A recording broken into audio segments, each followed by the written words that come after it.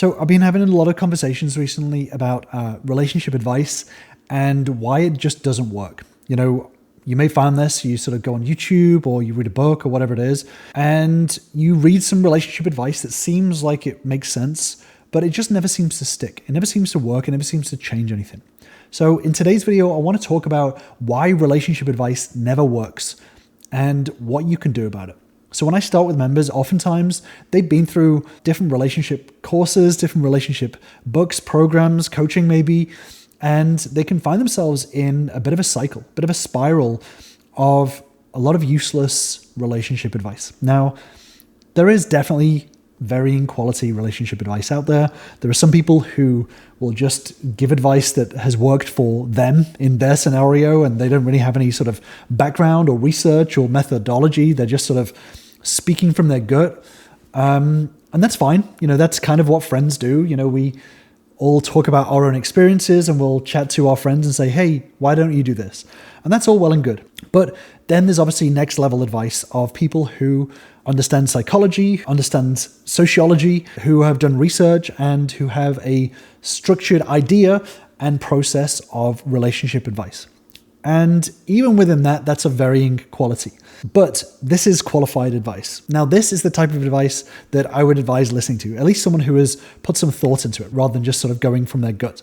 But what you may have found is that once you get this advice, you look online, you see people who are qualified and you talk about it, is that you try to apply it and it just doesn't work. Your relationship is still in a bad state, or your conversations still fall to shit, or you still have struggles in building that connection with your partner. And then you end up in the same scenario that you always do. And you sort of get to this point where you convince yourself that relationship advice is kind of useless. It doesn't work, or it's not worth spending your time on. So this is something that I talk to my members a lot about this idea of the perfect solution fallacy is what we call it.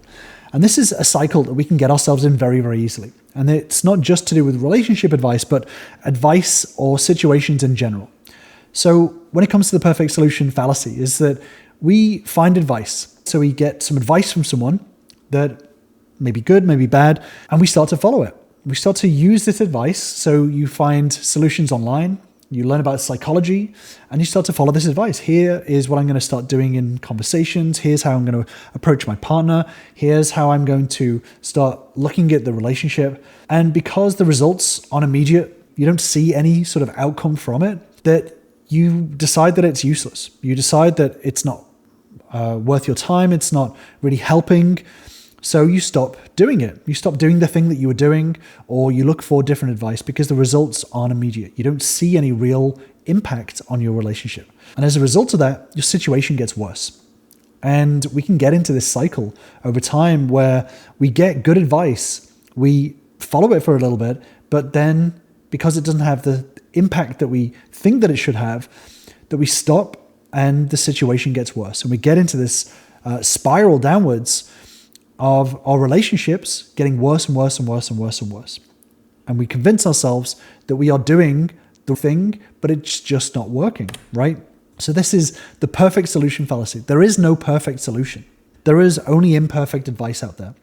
All of the advice that you find online, if you are going through a breakup, there's ex-back coaches, and they are there to try to get you to pull your ex back in. But this is not a perfect solution because 99% of the time, the advice is not there to create a healthy relationship long term. So it is good advice for getting your ex back, but it is bad advice for getting your relationship in a healthy state. What I do, which is relationship coaching, is not perfect. Building a long-term relationship is not some quick fix solution. So oftentimes this means that results can take a longer time to appear, which can make it feel in the short term that it's not working. So every solution is imperfect. And because there is no perfect solution, subconsciously, you know at the back of your mind, there is no perfect solution. So as you don't get the results that you want, you start to look for a flaw in that solution. So you start to look for the holes, look for the edge cases, and you convince yourself that this solution is useless. It's a waste of time. And you use this flaw as a reason to dismiss the solution completely outright.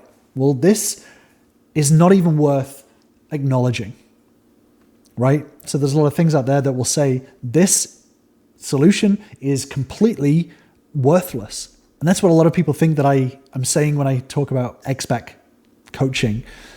A lot of people think that I'm dismissing it as worthless. It's not worthless. It's good if you want a short-term solution. It has its use, but it is very ineffective advice for building a long-term healthy relationship. So it's all pros and cons. But when you look for a solution, you can use it as a reason to dismiss this solution outright.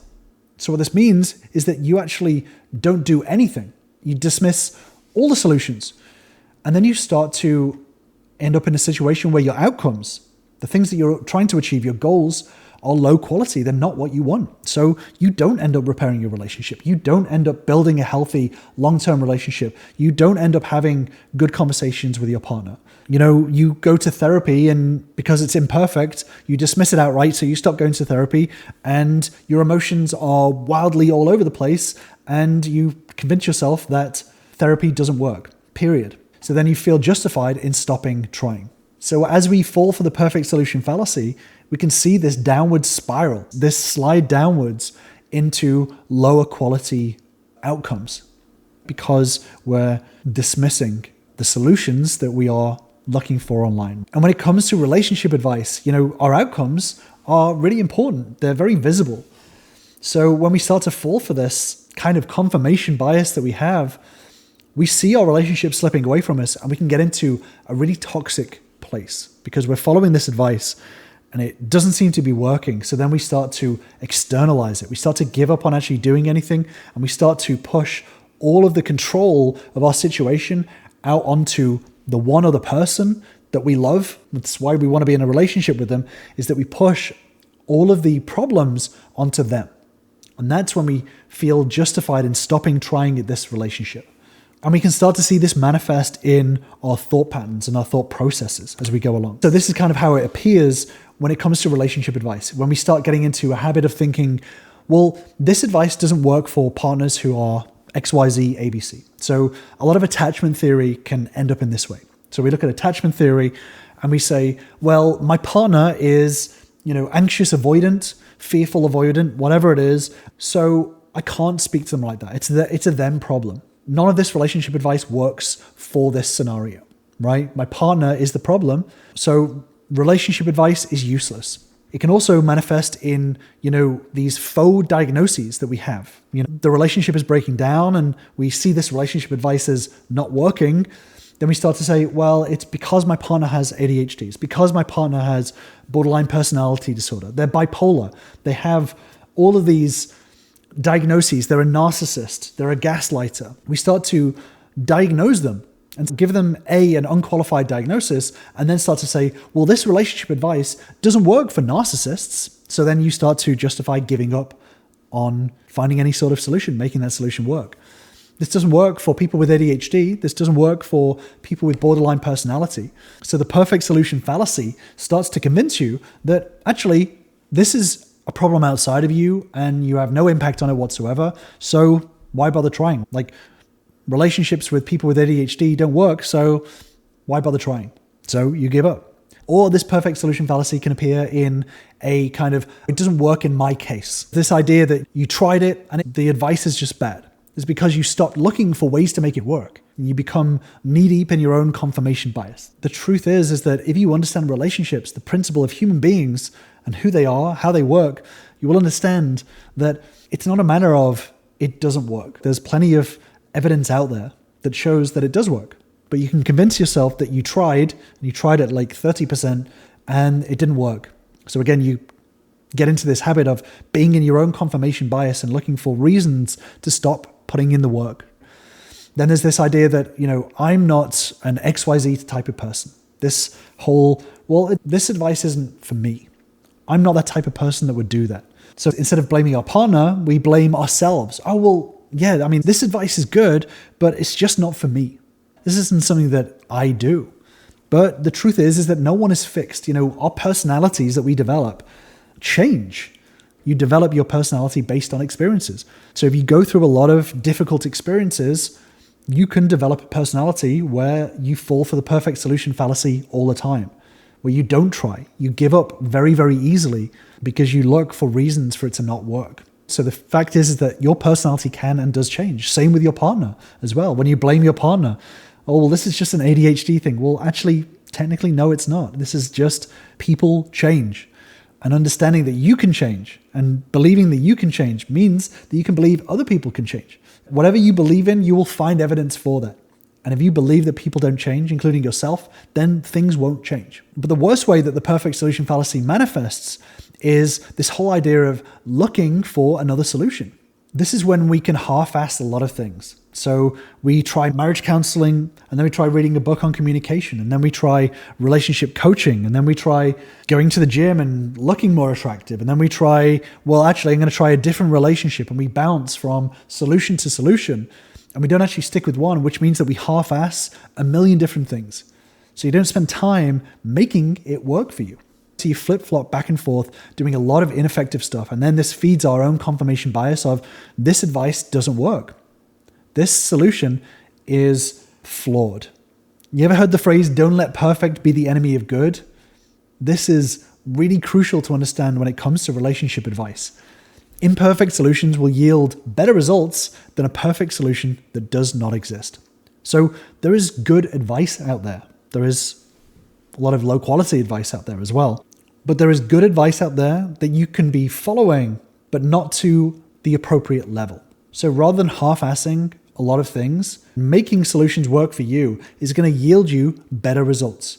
There are people out there that are following the advice, the same advice that you are getting, but applying it in a stronger way, a more effective way. And this is why this perfect solution fallacy is so insidious, is that it can convince you that good advice is useless and stops you from trying, which means that your goals are not reached. You know, when it comes to fixing a relationship, there are so many ways that we can convince ourselves that it is unsavable, that it is never going to work, that we are incompatible, all this sort of stuff. And the incompatibility one specifically, I've done a deeper dive video, which I'll link to on the screen and in the description down below. But there's a million different ways to convince ourselves that a relationship just isn't going to work. You know, women are XYZ way, men are XYZ way. My partner is a narcissist. We have completely incompatible cultures. All of this stuff to convince ourselves to just not try. But the fact is that when you're looking for a perfect solution, you end up with worse results. They feel good in the short term because you convince yourself that this relationship is not savable, that my partner has given up, that my partner doesn't want this to work. But these are band-aid confirmation biases that we tell ourselves in order to feel good about walking away, about not trying, and about not putting in the work that needs to be done in order to build a relationship. So it's important to break this perfect solution fallacy. We need to develop what we call cognitive flexibility. So when it comes to thinking differently, we grow up being taught specific lessons. We inherit them from our parents. We develop them through learning in school. We develop patterns over time that we can get stuck in. So when it comes to a new solution, we can try it and then give up very, very quickly. You know, if you wanted to learn how to be a basketball player, you can really want to be a basketball player. And then you can turn up to coaching, 3, 4, 5 times in a row and then go, I don't think I'm getting very good. Well, basketball just isn't for me. I'm not a basketball player. I guess it's just not for me. Or this coaching style is wrong. It's ineffective. What's the point? Or, well, it's just all the other teams are, taking these performance enhancing drugs, whatever it is. We can convince ourselves that this is not working. But cognitive flexibility is about learning a solution and adapting your thinking in order to make it work. So all of these solutions out there are imperfect. So when it comes to relationship advice, what are you doing to adapt this advice in order to make it work? Advice by itself is not going to suffice in repairing a relationship. You need to adapt yourself and your thinking, your cognitive flexibility in order to make this advice work. When I work with my members, I don't sit there and say, here's the exact thing you need to do. I work with them on developing the tools and push them into a place where I'm saying, here are your tools. Which tools are you going to make work in this situation? What are you using these tools for, and how are you using them? And how are you learning how to use them better in the future? So this is about thinking flexibly and not relying on a yes, no, black or white sort of thinking solution to everything, because that doesn't exist. So this brings me on to my next point, which is recognizing this black and white thinking. This isn't true because, or this won't work because. These are very extreme things. So there is a lot of gray area in the world. Like I said about expat coaching. Expat coaching does work in a technical sense. There is stuff out there that will help you to get your ex back. There's an asterisk next to that, which is your ex will come back maybe in the short term, but the con is that you kind of lose the long-term relationship as a result of that, because your partner came back quicker than they would have naturally wanted to in the first place. Recognize this black and white thinking of this won't work, this isn't true, this isn't going to happen in my case. My case is special. My partner's attachment style is some magical attachment style that never changes, or my ADHD is preventing me from learning this stuff. All of this stuff is very extreme black and white thinking. And this shows a lack of cognitive flexibility. It becomes a prison for your own mind where you put everything into perfect solution or wrong. And this is not the way life works. So in order to break this perfect solution fallacy, you need to start looking for evidence of it working. That is the first thing. This shows you that this black and white thinking is not really helping you. There's plenty of examples around. When you look at therapy, for example, there's plenty of examples of therapy helping people through difficult situations. There's plenty of examples of therapy helping for you to learn to communicate. There's plenty of examples of coaching helping people get through breakups, helping repair relationships. There's a lot of examples around. So rather than sitting and looking at a YouTube video and saying to yourself, this doesn't work, start to ask yourself, how can I make this work? There are examples of it working. What am I doing differently to those other people? How can I adapt this in order to make it work? Step outside of your own biases in order to find the ways to make this work. And this is what I do with my members, is that we work on finding the ways to use these tools in an effective way.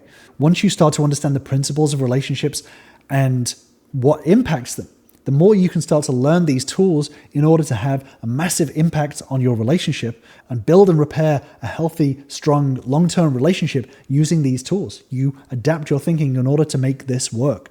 There's a lot of people out there that will tell you that you shouldn't try in your relationship, that it's incompatible. But this is very black and white thinking. I've seen relationships that most people would say, this is never going to work, turn into healthy, thriving relationships because the member learned the tools and use them in an effective way in order to turn that relationship around. And this isn't just me selling my services. I'm saying this to whatever relationship advice you're following to find ways to make it work. This is not just about me. This is about taking these solutions and adapting them in order to make them effective.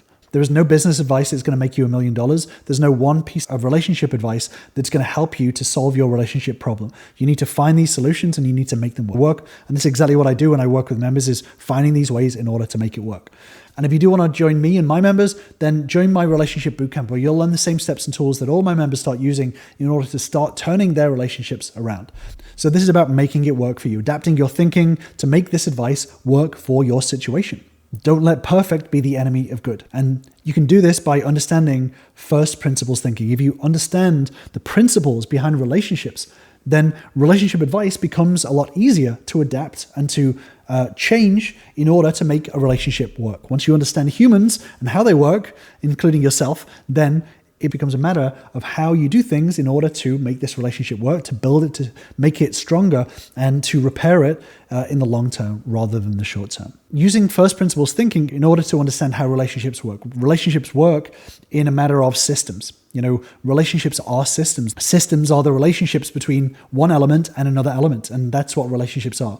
So I've actually done a deeper dive into systems thinking and how it applies to relationships and how it can strengthen and repair relationships moving forward. But ultimately, it's about understanding that when you have two elements, you have you and your partner, neither of these two things are the problem. The problem is the gap in the middle, and it's about understanding how to strengthen that gap in the middle, how to think in a systems manner in order to make this relationship work, in order to repair this relationship and build it and grow it in the way. So I'm going to leave you with that deep dive video into systems thinking in relationships, and I will see you over there.